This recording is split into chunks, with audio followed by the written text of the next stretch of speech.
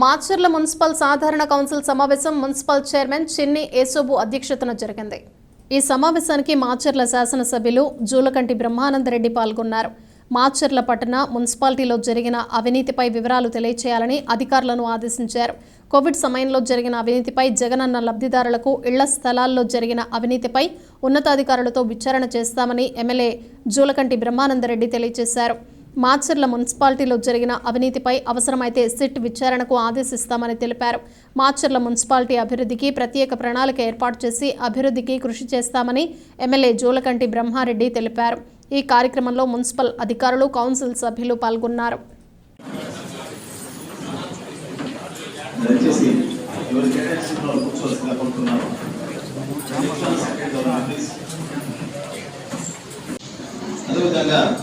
మాచర్ల పురపాలక సంఘం నుంచి చైర్పర్సన్ గా న్యాస్ రావాల్సిందిగా దయచేసి అవుటర్స్ ఉంటే దయచేసి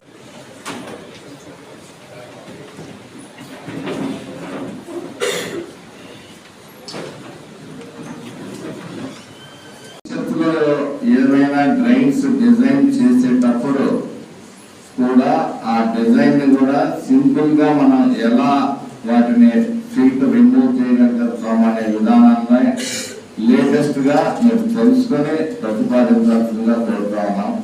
ఎందుకంటే మనకున్న మెయిన్ ఒకటి కొమ్మాల కాలం, ఒకటి రెండవది రైల్వే స్టేషన్ రోడ్లో మేజర్ కాలం. సిల్ట్ తీయాలి అంటే అది పెద్ద సమస్య అవుతుంది. మెషిన్ ద్వారా తీస్తున్నప్పుడు ఏమవుతుందంటే ఆ స్ట్రక్చర్ దెబ్బతింటాం.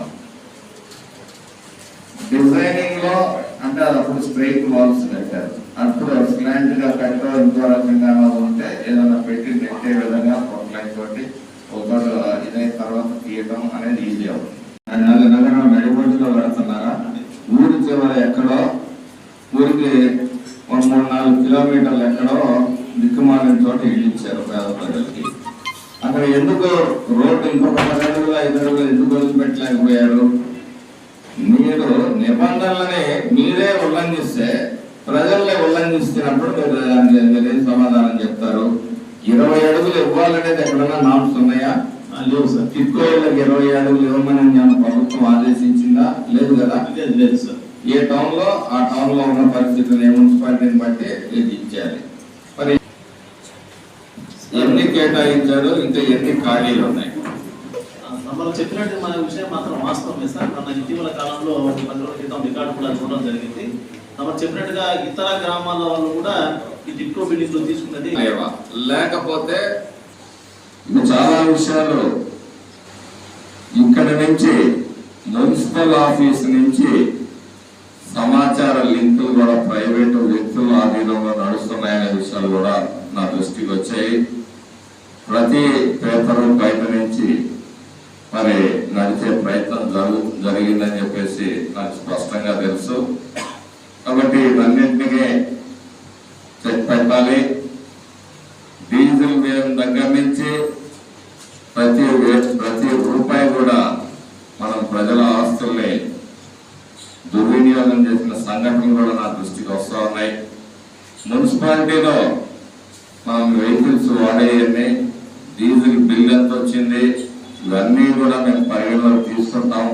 అవసరమైతే మాచర్ల మున్సిపాలిటీ మీద ప్రత్యేకమైన సిట్టింగ్ కూడా ఏర్పాటు చేస్తాము అని చెప్పి సందర్భంగా తెలియజేస్తా ఉన్నాను. మున్సిపాలిటీ ఏ విధంగా అభివృద్ధి చేసుకోవాలి అనే ఒక అంశం మీద కూడా చర్చ జరగాలని నేను భావిస్తా ఉన్నాను.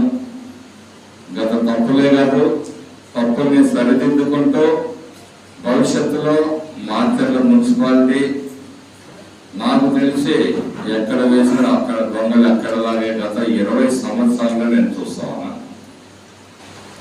మాచర్ల మున్సిపాలిటీని అభివృద్ధి పదంలో తీసుకురావడానికి సభ్యుల సూచనలు, సలహాలతో పాటు గతంలో ఎక్కడ మిస్యూజ్ అయినాయి అనేది కూడా నేను మీ ద్వారా, సభ్యుల ద్వారా